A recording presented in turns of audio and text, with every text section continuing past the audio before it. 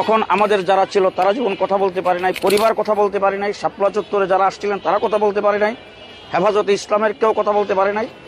এবং সেই 2013 সাল থেকে হেফাজতের উপরে যে নির্যাতন চালাইছেন, এক কথায় 2024 পর্যন্ত 2 বছর জেলে ছিলাম আমি, 1.5 মাস রিমান্ডে ছিলাম।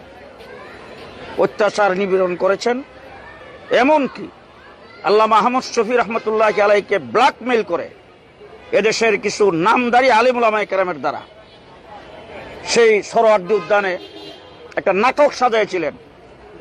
সেই নাটকে উলামায়ে কেরামকে জিম্মি করে সেই জায়গায় দাঁড়ায়া তখনকার ফ্যাসিস্ট প্রধানমন্ত্রীর সাময়িক উপদেষ্টা তিনি বলছিলেন যে শাপলা চত্বরে কোনো তাণ্ডব হয় নাই, শাপলা চত্বরে কেউ নিহত হয় নাই। এটা সম্পূর্ণ একটা মিথ্যা কথা। স্বয়ং যিনি প্রধানমন্ত্রীর আসনে ছিলেন তিনি সংসদের মতো জায়গায় দাঁড়ায় বলছেন যে আমরা নাকি সেখানে রং মাইখা শুয়েছিলাম। এই অবস্থায় আমরা মুখ খুলতে পারিনি। আজকে জুলাই আগস্টের ছাত্রদেরকে আল্লাহ পাক আবাবিল হিসাবে ব্যবহার করেছেন। তাদের মাধ্যমে স্কুল, কলেজ, ইউনিভার্সিটি, মাদ্রাসার ছাত্রদের মাধ্যমে যে বিপ্লব হয়েছে, বিপ্লবের পরে শুধু আমরা শাপলা চত্বরে আমরা যারা নির্যাতিত হয়েছি তারাই নয়, সকল নির্যাতিতরাই তখন মামলা করার সুযোগ পেয়েছে, বিচার চাওয়ার সুযোগ পেয়েছে, কথা বলার সুযোগ পেয়েছে। আমরাও পিছিয়ে নেই, আমরাও সেই কথা বলার সুযোগ পেয়েছি। আমরাও আন্তর্জাতিক আদালতে, ট্রাইব্যুনালে আমরা মামলা করেছি। সেই মামলা ট্রায়াল চলছে এবং চার্জশিট হয়েছে। আপনারা ইতিমধ্যেই শুনেছেন 9 জনের বিরুদ্ধে ওয়ারেন্ট হয়েছে। এর মধ্যে যারা জেলে আছেন এখন তাদেরকে শুন এরেস্ট দেখানো হয়েছে। শেখ হাসিনার বিরুদ্ধে ওয়ারেন্ট হয়েছে। আরও বাকি সকল আসামিদের ব্যাপারে তৎপরতা চলছে।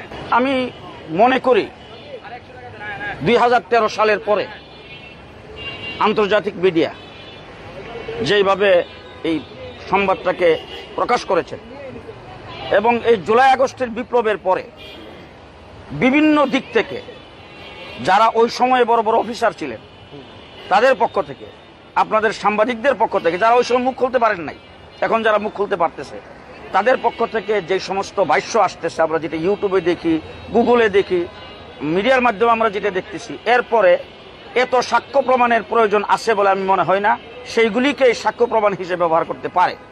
এরপরে 2 নম্বর কথা হলো, সাক্ষী আমাদের কাছে অগণিত অসংখ্য সাক্ষী আছে, কিন্তু আমাদের মানুষগুলি হলো গ্রামগঞ্জের এবং তারা ক্ষুধাবিরু। তারা অফিস, আদালত, কেস কামারি, মামলা মোকদ্দমা এগুলি বুঝে খুব কম। থানা থেকে একজন পুলিশ গেলেই মনে করে যে আবার কি যেন হয়। এই ভয়ভীতিরা তাদের অন্তর থেকে এখনো কাটে নাই। আমরা সকল সাক্ষীদের ভয়ভীতি কাটাইবার চেষ্টা করছি।